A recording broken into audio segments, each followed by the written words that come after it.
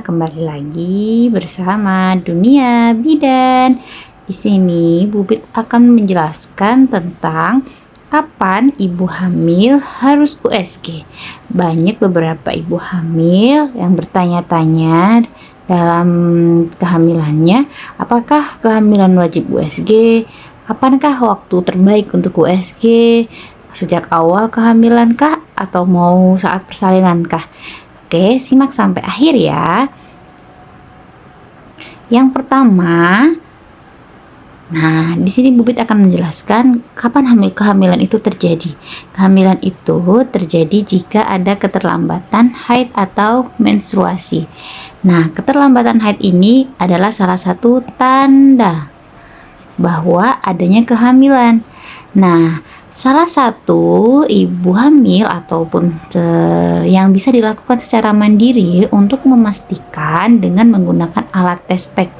Alat test pack ini salah satu alat kemungkinan memastikan kemungkinan akan adanya kehamilan.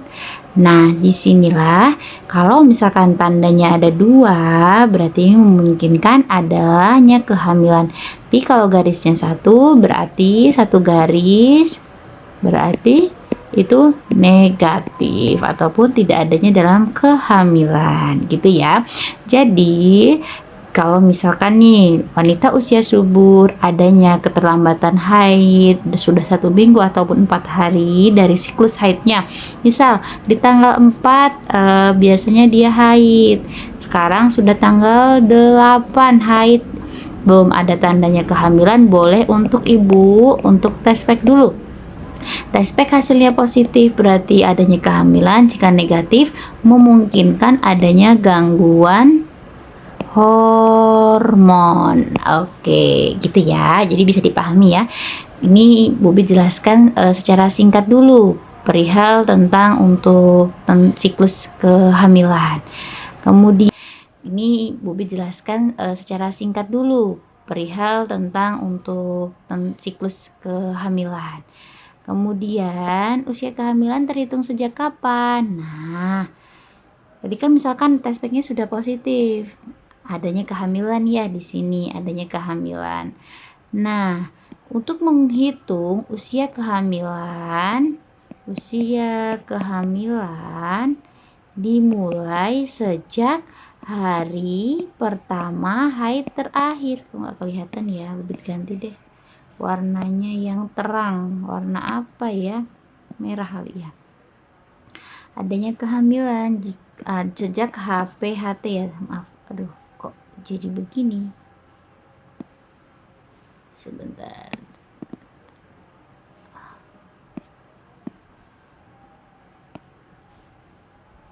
Warnanya kita ganti dulu, HPHT.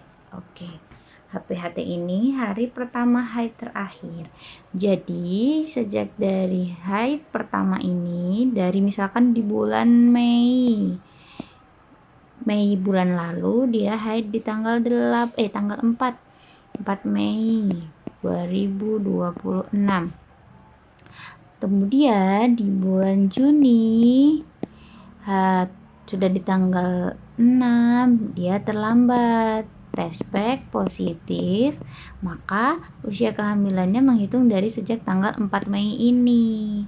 Makanya biasanya kalau udah di 6 Juni terhitungnya sudah 4 minggu atau 1 bulan.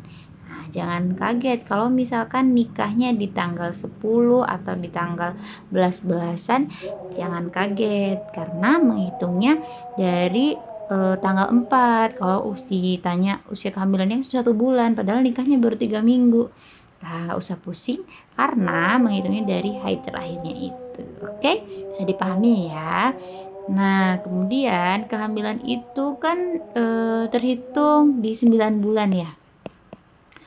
Tapi kalau di teori kebidanan kita ini kan 9 bulan terkenalnya dari secara umum, garis umumnya 9 bulan.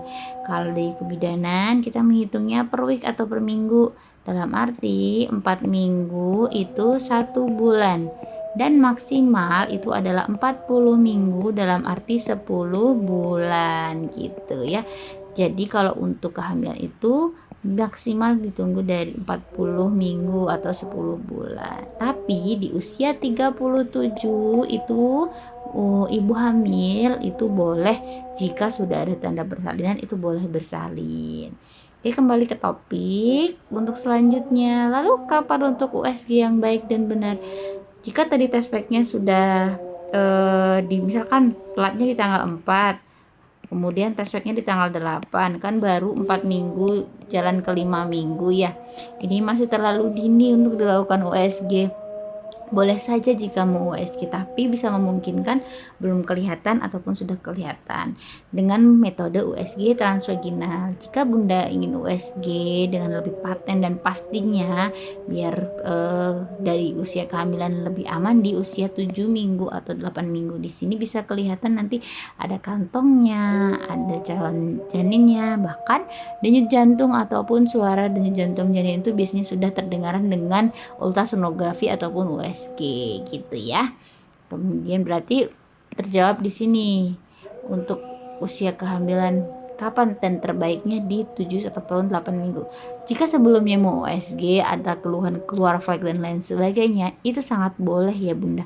Nggak usah harus nunggu sampai 7-8 minggu. Jika di awal kehamilan sudah ada keluar flek, misalkan test pack, kemudian 1 minggu kemudian keluar flek, boleh jika Bunda berkenan untuk ke SPOG atau dokter spesialis kandungan terdekat gitu. Oke. Jadi tidak perlu menunggu lama-lama gitu. Kalau misalkan dirasa khawatir, boleh ke fasilitas kesehatan terdekat, ke bidan ataupun USG, itu sangat dibolehkan gitu ya. Ini untuk kapan jadwal USG ya Bunda, tapi jika sudah hasilnya positif, Bunda boleh segera ke bidan ataupun ke puskesmas, ke klinik terdekat untuk ANC. ANC ini antenatal care ataupun sesuai Permenkes ya, peraturan dari Permenkes, ibu hamil diwajibkan untuk antenatal care. Nanti banyak pemeriksaan yang kayak seperti dari pemeriksaan fisik ibu, gizi ibu, dan lain sebagainya. ANC ini wajib untuk ibu hamil. Oke, ya seperti cek lab itu juga gitu. Oke, mungkin penjelasan dari Bubi cukup sekian ya. Semoga membantu kapan untuk Bunda USG, kapan dan waktunya yang terbaik. Kemudian kalaupun USG itu dilakukan setiap bulan tidak ada masalah, tidak ada efek samping ya Bunda.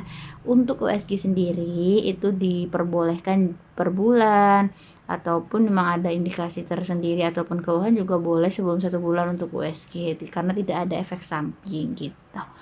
Kemudian minimal ibunda kalau misalkan untuk tidak setiap bulan, boleh untuk USG di awal kehamilan.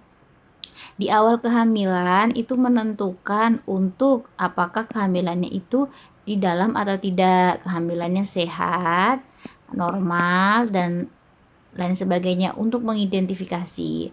Kemudian di TM2 itu boleh 1 kali, kemudian TM3 itu boleh 1 atau 2 kali karena untuk persiapan persalinan gitu ya Bunda ya.